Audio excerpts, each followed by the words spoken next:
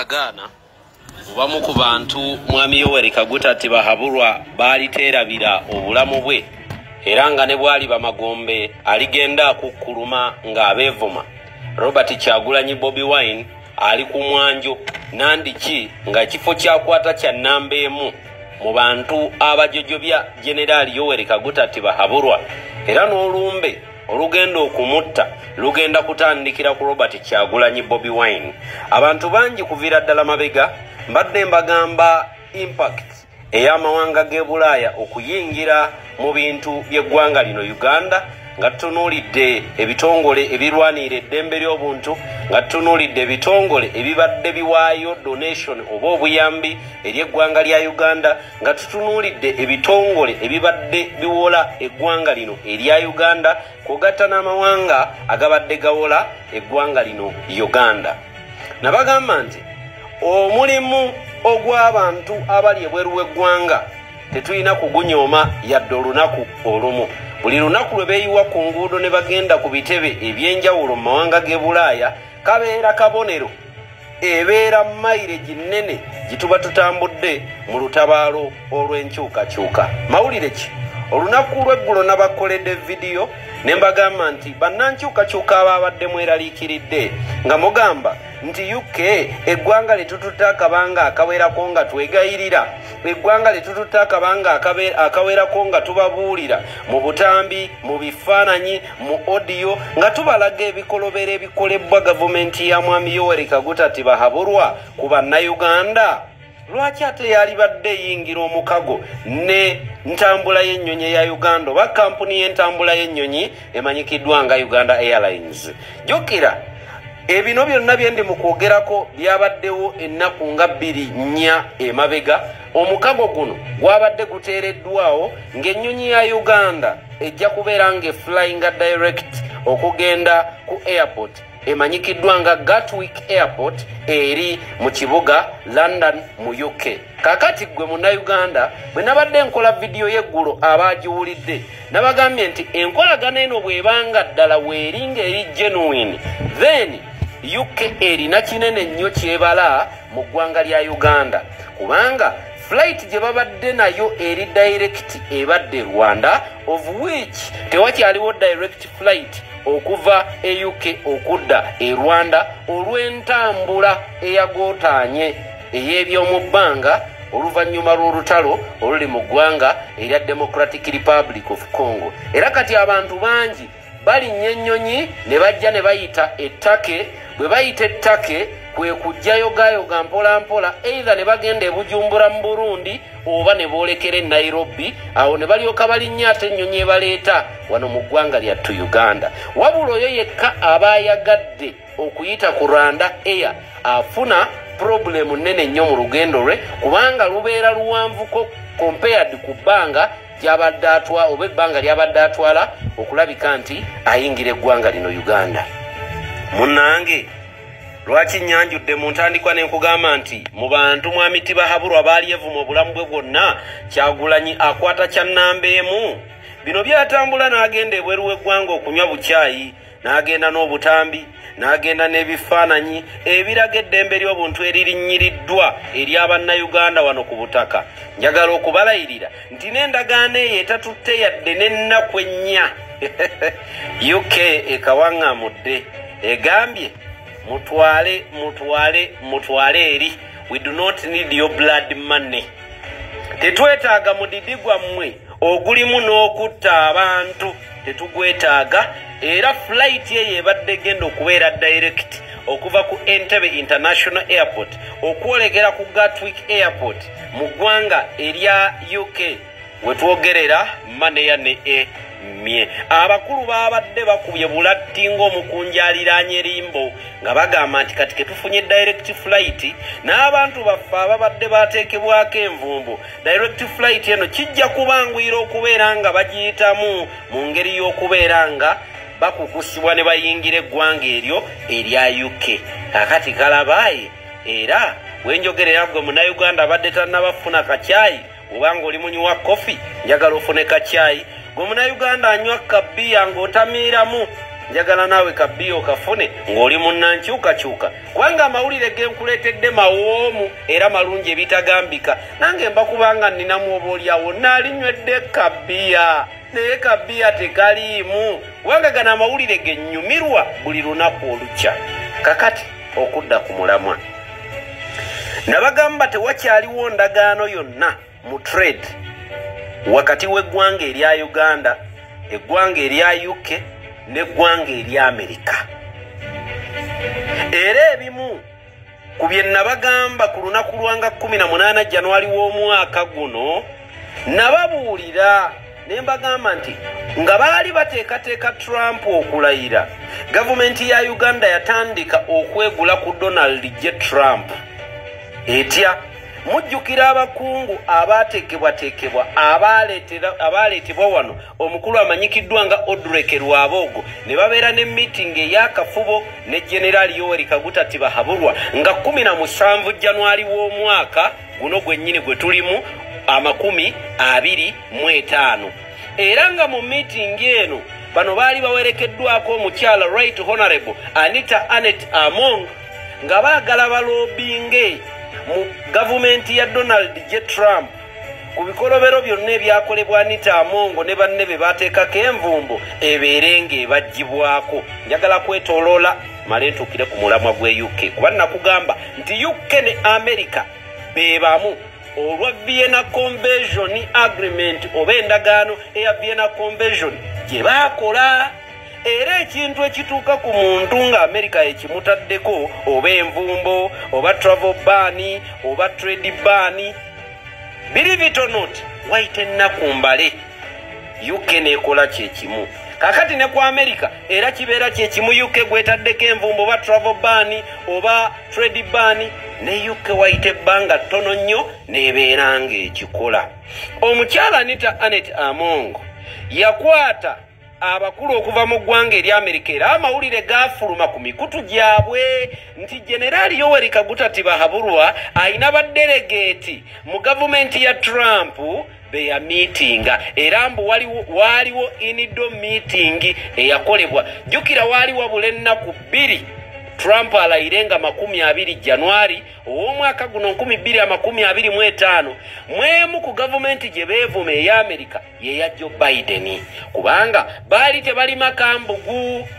ne yaliwo Biden eyali omuyambi we era amuwandiikira amanyikiddwa nga Anthony Blinken era nga buli lunaku abajjukira obulungi ebigambo bya mwami Tibahabulwa bye yayogeranga yalinga yekkokkola nnyo gavumenti ya Joe Biden ng'agamba gavumenti ya Biden eno yewadde Kyagulanyi omwaganya okufutubbala ku gavumenti ye ey'NRM eya Uganda kati yayagala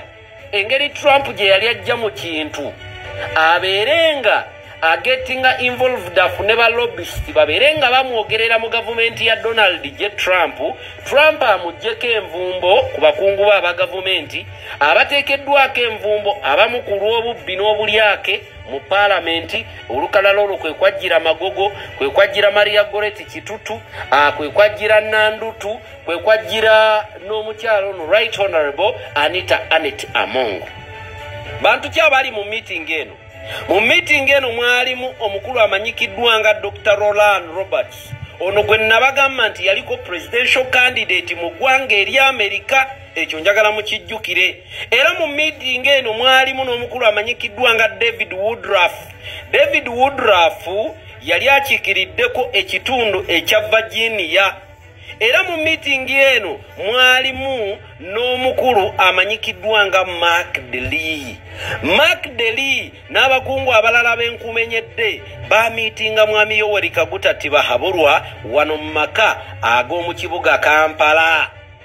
ebigendererwa byali ki byali byakwagala kulaba nti abakungu bano okuva mu ggwanga erya Amerika bwe bakwata ekkubo ne badda mu Amerika bagende boogere ne gavumenti ya Donald J. Trump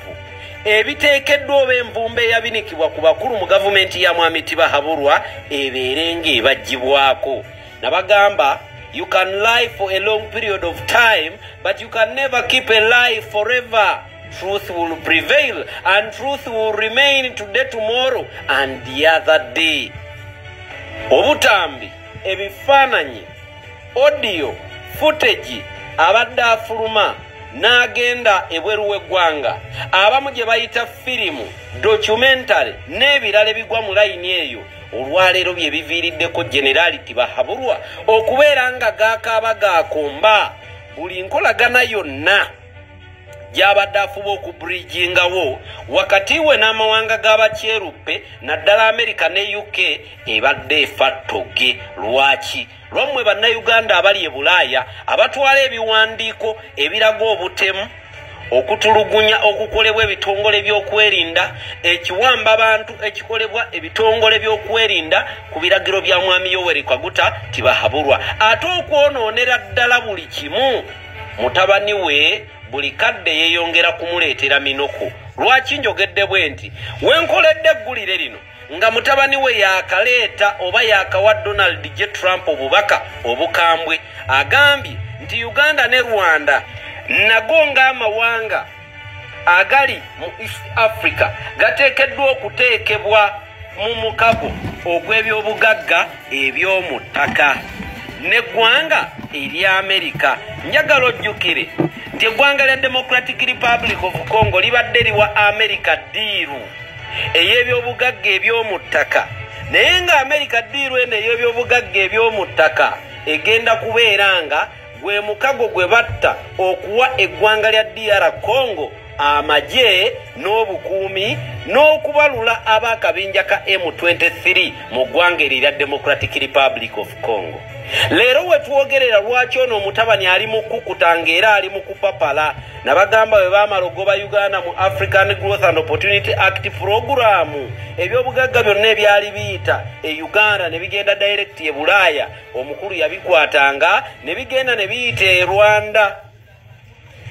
era boda ya Katuna ebadde erina emirimu mingi nnyo ebyobugagga byonna byayitanga wano ne bigenda e Rwanda olwo ne biryoka bibuna mu mawanga ga Europe ng'ababigula bo bamanyi bagula product kuva mu ggwanga lya Rwanda kubanga Rwanda ebadde ekyayina connection n'emikago emirungi ebadde in good terms n'amawanga g'e Bulaaya ag'abakyeruppe. Era weno we mbagambidde emabegako ababadde bajja bangoberera nti okuva Kagame yakwata ekkubo n'ayonoona bulijjo gy'abadde alya nadda ku ggwanga erya Belgium n'alifubutula mu ggwanga lya Rwanda awo kaali kalabaaye era emitawaana gyali giboolekedde bombiriri temulaba nti gyali gyolekedde omukulu Kagame naye ate owa wano gyali gimwolekedde nnyo kubanga maketi ye yonna gye yali ayina eri international ebyobugagga bye byonna byali atunda akina mata akina nnyama akina matooke akina menvu byonna byali biyita Rwanda ne biryoka byolekera mu Europe n'afuna akatale ke Europe newankubadde nga America newankubadde nga UK newankubadde nga Canada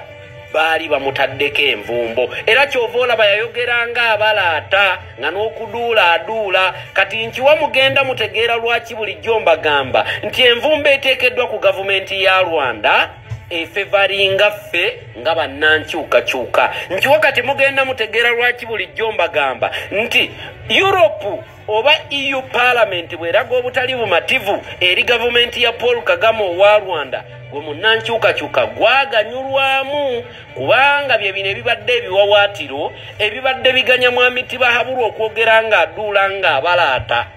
kubanga abadde amanyi ayina pulaani B kati ne pulaani B yakyankalanye pulaani B tutegedde tutya nti yakyankalanye nabagamba balina omwana atakuuma byama omwana atalina mmizi ye wayagalira wayogerera era nakati akawaŋŋamudde n'agamba nedda temutujja mu mineral deal Uganda ne Rwanda eteekwa okubeeramu kubanga bategedde nti mineral deal eno Uganda ne Rwanda tebagenda kubeeramu kubanga bebamu olwa lipoota ya UN yafuluma ng'eraga nti be bafandinga akabinja k'abayeekera aka M23. Mwana wa maama mwana wa taata okyayina kabbiyako ne kacyayi tutambule ne vidiyo kuba njagala gikola nga mpanvuko. Kati wetwogerera ng'omutabani mmuvuddeko UK yavudde ku ki okulabika nti eteekawo embeera n'okuteekawo ekkomo ku ntambula y'ennyonyi newankubadde ng'ebadde tennakolayo yadde ne flight emu okugenda ku Gatwick Airport mu kibuga ekya London mu ggwanga erya UK. Yatunulidde bino wammanga. Gye buvuddeko bannayuganda baalaga obutali bumativu ku bitebe ebyenjawulo mu ggwanga erya UK. Nga muno mwe mwali okwata ebipande okuli baganda baffe abaggaliddwa mu makomera olw'okubeera nti ba political opponent eri mwami Yoweri Kaguta tibahabulwa, olw'okubeera nti tebawagira bikolwa ebya mwami Yoweri Kaguta tibahabulwa. Bannayuganda era abawangalira Bulaaya nga babagalidde ebipande okuli abantu abakawambibwa, omuli baganda baffe baddamulira,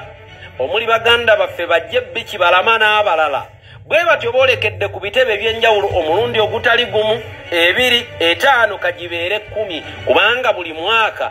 buli every end of the month oba wakati bannayuganda abali e UK, abali America, abali e Canada, abali e California, yonna gye bali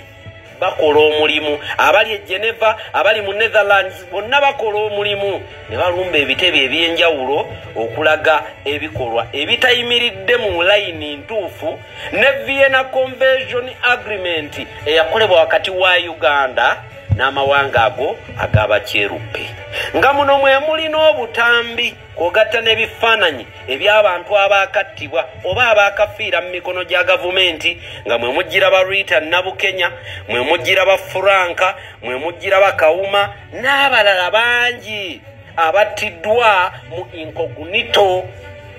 oba nga tetutegedde. Kakati gavumenti ye UK ng'eyimirira ku mukago gwe baakola ogwatonvaamu nawe toliviibwamu n'eggwanga eri America, bagambye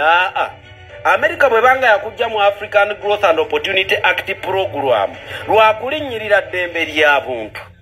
Eddembe ly'obuntu lino nga likyalinnyirirwa. Kwambadde wano nendaba ku mukutu, waliwo omukutu ogwa Kampala jjano, nendaba amawulire ge babadde bataddeyo nti Donald J. Trump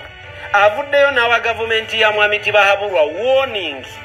ku kalulu kannalukoola akeekawempe. N'amugamba nti bw'abanga yawangudde then ateekwa okulayira yeeye enkola eya demokrasiya egwana okubeerawo era ateekwa okubukala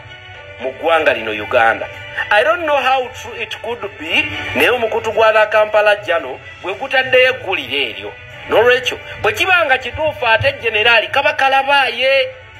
kubanga kiba kyongera okulaga nti buli kintu kyonna ekikolebwa mu Uganda kimonitaringibwa. Ebintu byonna ebikolebwa mu Uganda lwaki bimonitaringibwa? Buli nnyonyi Bobi Wine gy'alinnye n'agenda ebweru w'eggwanga afunye nga badderegeti oba abakungu baatuula nabo mu kafubo. Kyova olabanga olwaleero paalamenti eya UK ne paalamenti eya America batuula ne badibetinga ku bikolobero okulinnyirirwa kw'eddembe ly'obuntu, effutu eriteekeddwa ku bannayuganda, naye nga badibetingira mu paalamenti y'e UK, nga badibetingira mu paalamenti ya America. Oyo abadde Kyagulanyi.